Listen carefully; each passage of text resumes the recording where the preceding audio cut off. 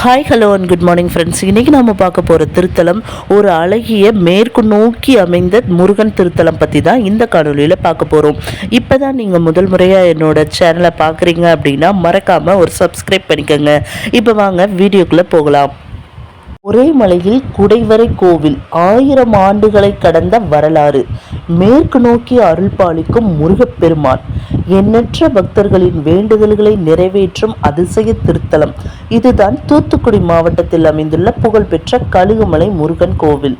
இந்த கழுகுமலை திருத்தலம் தூத்துக்குடி மாவட்டத்தின் கோவில்பட்டி அருகே அமைந்துள்ளது. மிகவும் பழமையான ஒரு குடைவரை கோவிலாகும். இந்த மலைக்கு கழுகாசல மூர்த்தி என்ற பெயர் உண்டு.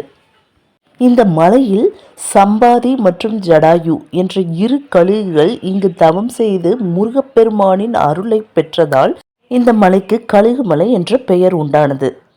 இந்த திருத்தலம் பாண்டியர் காலத்தில் கட்டப்பெற்று மிகவும் புகழ்பெற்று விளங்கக்கூடிய ஒரு திருத்தலமாகும். அது மட்டுமல்லாமல் இன்றளவும் பக்தர்களின் மிகப்பெரிய நம்பிக்கையின் சின்னமாக விளங்கக்கூடிய திருத்தலமாகவும் கழுகுமலை அமைந்திருக்கிறது.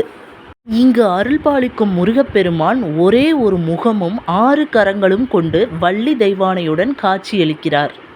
இந்த கோவிலின் சிறப்பு முருகப்பெருமான் இங்கு மேற்கு நோக்கி அமைந்திருப்பதே ஆகும். அது மட்டுமல்லாமல் குடைவரை கோவில் என்பதால் கருவறை முழுவதும் இயற்கையாக பாறையை குடைந்து கட்டப்பட்டிருக்கிறது. அதுவும் இங்கு தனி பிரகாரங்கள் என்று எதுவுமே கிடையாது.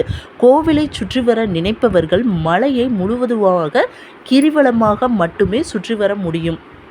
கோவிலை சுற்றியுள்ள மலைப்பகுதியில் பழமையான சிற்பங்கள் பாண்டியரின் கட்டிடக்கலையின் சிறப்புகளை வெளிப்படுத்துகின்றது. 15ஆம் நூற்றாண்டில் வாழ்ந்த அருணகிரிநாதரின் பாடல் இடம்பெற்ற தலங்களில் இந்த தலமும் முக்கியமானது. பாம்பன் சுவாமிகள் மற்றும் முத்துசுவாமி தீட்சிகர் ஆகியோரும் இக்கோவிலை பற்றி பாடல்கள் பாடியுள்ளனர். இங்கு மூலவரான முருகன் வள்ளி மற்றும் தெய்வானையுடன் அமர்ந்த நிலையில், அதாவது ராஜபோக கோலத்தின் 4 அடி உயரத்தில் அமர்ந்திருக்கிறார். இடப்பக்கம் மயில். பொதுவாக முருகன் கோவில்களில் முருகனின் வலதுபுறம்தான் மயில் இருக்கும். ஆனால் இந்த திருத்தலத்தில் இந்திரனே மயிலாக காட்சி தருவதால் இடது பக்கத்தில் மயிலின் மீது காலை வைத்து அமர்ந்தபடி முருகன் காட்சி தருகிறார். ஒவ்வொரு ஆண்டும் தைப்பூசம், பங்குனி உத்திரம், கந்த சஷ்டி மற்றும் வைகாசி விசாகம் ஆகிய திருவிழாக்கள் மிகவும் சிறப்பாக இங்கு நடைபெறுகின்றன.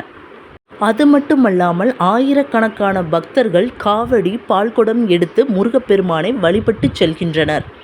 கழுகுமலை முருகனை மனமுருகி வழிபட்டால் கல்வி, தொழில், திருமண தடை, குடும்பத்தில் அமைதி, வளமும் பெருகும் என்று பக்தர்கள் நம்புகின்றனர்.